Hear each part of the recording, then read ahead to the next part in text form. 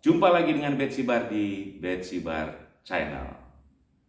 Banyak orang beranggapan kalau bunga KPR atau bunga kredit rumah itu lebih tinggi dari tingkat suku bunga kredit kendaraan.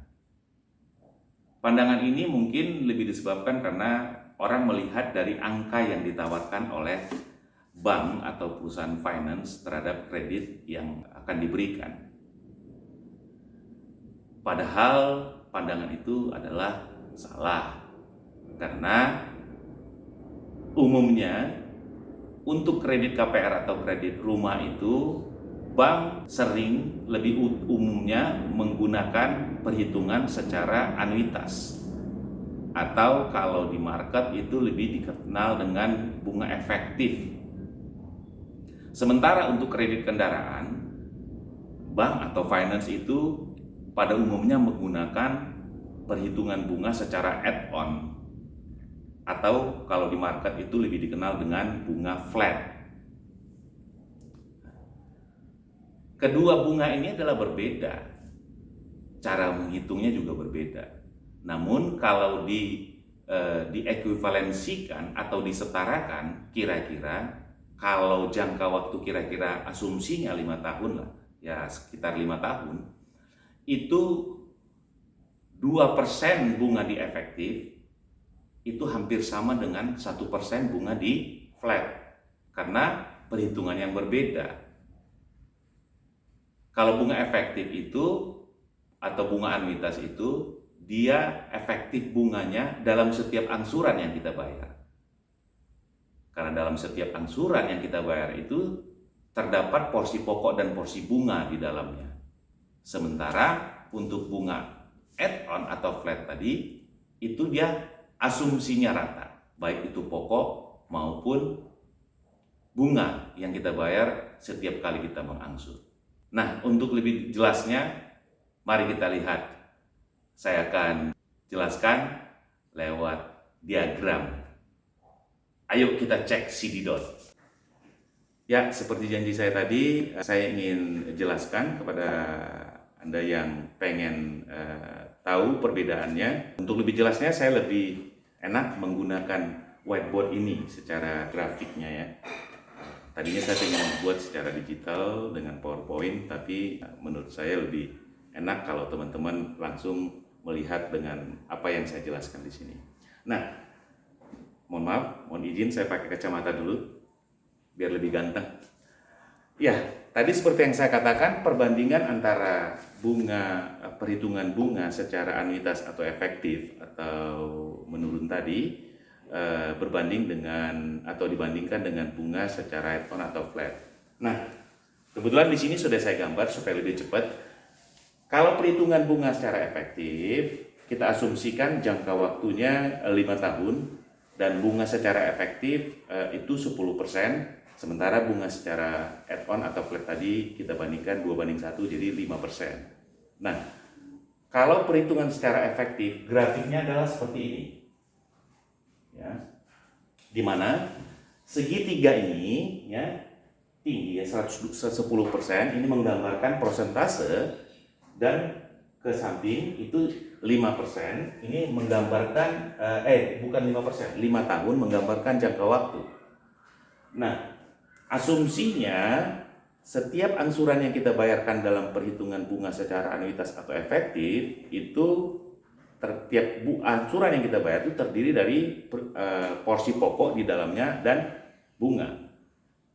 Asumsinya kalau kita bayar angsuran pertama, bunga yang kita bayar adalah sekian. Nih garis yang pertama. Ya. Nah, setelah itu di angsuran kedua, karena di angsuran pertama kita sudah menyicil pokok, sehingga porsi 10%, bunga 10% tadi ini dikalikan sisa pokok yang telah berkurang yang udah kita cicil di angsuran pertama tadi. Asumsinya misalnya porsi atau angsuran yang kita bayar itu setiap bulan itu 10 juta. Di angsuran pertama yang kita bayar, katakanlah pinjamannya 100 juta. Dengan pembayaran angsuran 10 juta. Di angsuran pertama itu bunga yang kita bayar adalah dari 10 perak atau 10 tadi kita bayar angsuran, terdiri dari pokoknya 1, bunganya 9. Ya, katakanlah ini. Dan angsuran kedua, persentase bunga yang kita bayar adalah dari sisa hutang kita yang dari 100 setelah berkurang 1 tadi, tapi kita tetap bayar 10. Pokoknya sudah menjadi 99, sehingga 10%-nya dari 99. Asumsikan saja kita tetap bayar 10 angsurannya, berarti yang angsuran pertama tadi porsi pokoknya 1, di angsuran kedua berarti kira-kira 1,2 atau 1,3 pokok yang kita bayar. Kalau dia 1,3 berarti bunga. Kalau kita bayar 10 berarti sisanya bunga, berarti 8,7. Demikian seterusnya. Inilah kalau kita gambarkan secara grafik. Jadi setiap angsuran yang kita bayar 10 jangka waktu 5 tahun, ini persentase bunganya 10. Nah, sementara kalau bunga secara add-on atau flat itu gambarnya seperti ini.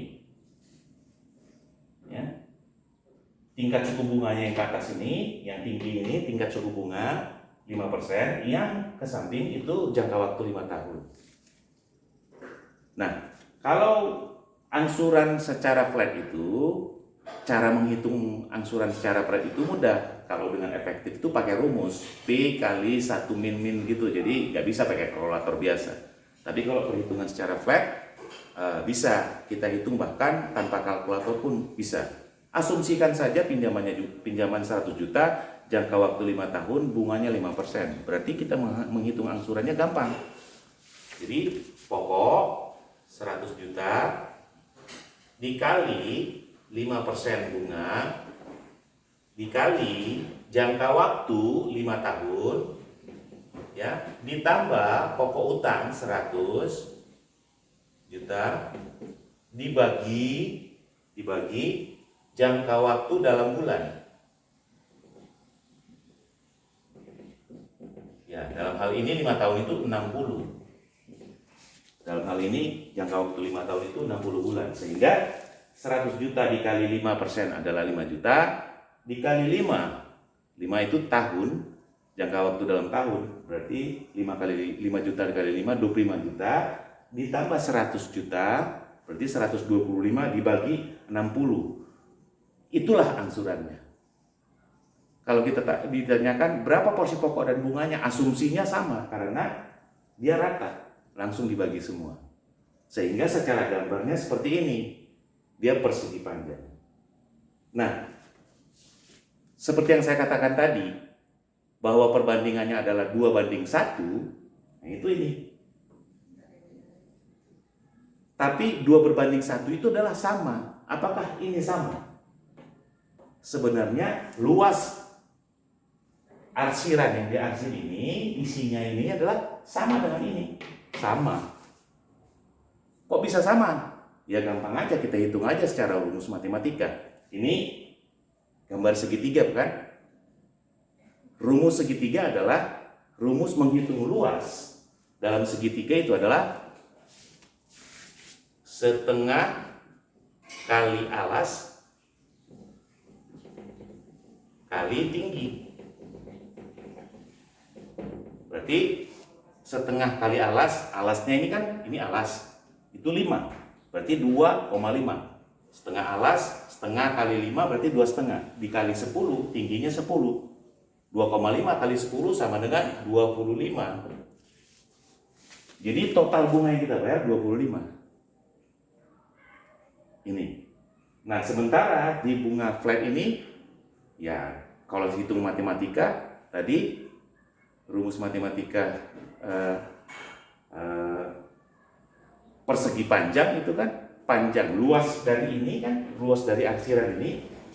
Kalau dalam persegi panjang, luas menghitung luas persegi panjang itu kan panjang kali lebar. Lebar panjang atau panjang lebar sama aja. Ini bukan kubus, ini persegi panjang. Berarti luasnya adalah panjang kali lebar, berarti 5 kali 5 sama dengan 25. Artinya ini sama dengan ini. Begitu teman-teman. Ada lagi yang beranggapan bahwa waktu itu keponakan saya nanya, wah rugi dong, rugi saya angsuran KPR. Karena saya hitung-hitung setelah lunas angsuran sampai jangka waktu pinjaman selesai, itu hitung-hitung saya jadi bayar 2 kali lipat ya. Ya fair dong. Anda minjem, katakanlah Anda minjem untuk beli rumah harganya 500 juta, Anda kredit 500 juta misalnya. 20 tahun kemudian mungkin harga rumahnya mungkin Anda beli 600. 20 tahun kemudian kalau dihitung-hitung Anda minjam 500 itu seolah-olah Anda menjadi membayar 1 miliar. Wajar lah. Karena apa? 20 tahun kemudian mungkin harga rumah yang 600 tadi sudah menjadi 5 miliar atau 6 miliar. Artinya fair dong. Jangan waktu kita merasa bayar lebih, kita merasa, wah nggak fair, nggak wajar. Tapi giliran kita dapat lebih, kita diem. Artinya apa? Kalau kita tidak mengajukan fasilitas, mungkin kita tidak akan dapat membeli rumah yang 600 juta tadi untuk cicil-cicil. Karena kenaikan rumah atau properti atau tanah dan bangunan lah katakan, itu antara 5 atau 10 sampai dengan 15% per tahun. Bahkan kalau ada daerah-daerah tertentu atau wilayah-wilayah tertentu yang kenaikannya abnormal, bahkan setahun kadang-kadang 2 tahun, 3 tahun sudah lebih dari 100%. Artinya kalau dihitung per tahun berarti lebih dari 30% kenaikannya per tahun. Jadi menurut saya wajar. Sementara kendaraan juga gitu, kita kredit 3 tahun juga, apalagi kendaraan sepeda motor. Kita kredit 4 tahun, 5 tahun aja, bahkan lebih dari 200% kita bayar. Bayangin 5 tahun, lebih dari 200% bahkan, mungkin. Sementara kita kalau kredit rumah itu 20 tahun, panjang sekali itu 20 tahun. Jadi begitu teman-teman. Semoga apa yang saya jelaskan dapat bermanfaat bagi Anda, khususnya Anda yang masih awam dalam hal kredit atau perbankan. Mungkin kalau ada hal-hal yang kurang detail menurut teman-teman, Anda bisa tuliskan dalam kolom komentar, saran-saran di dalam kolom komentar. Sekali lagi saya ucapkan terima kasih Anda telah menonton video saya. Semoga Anda tetap dapat menonton video-video saya selanjutnya. Jangan lupa ya, like, subscribe, dan share sebanyak-banyaknya. Bagi Anda yang belum subscribe, khususnya, jangan lupa di-subscribe dong.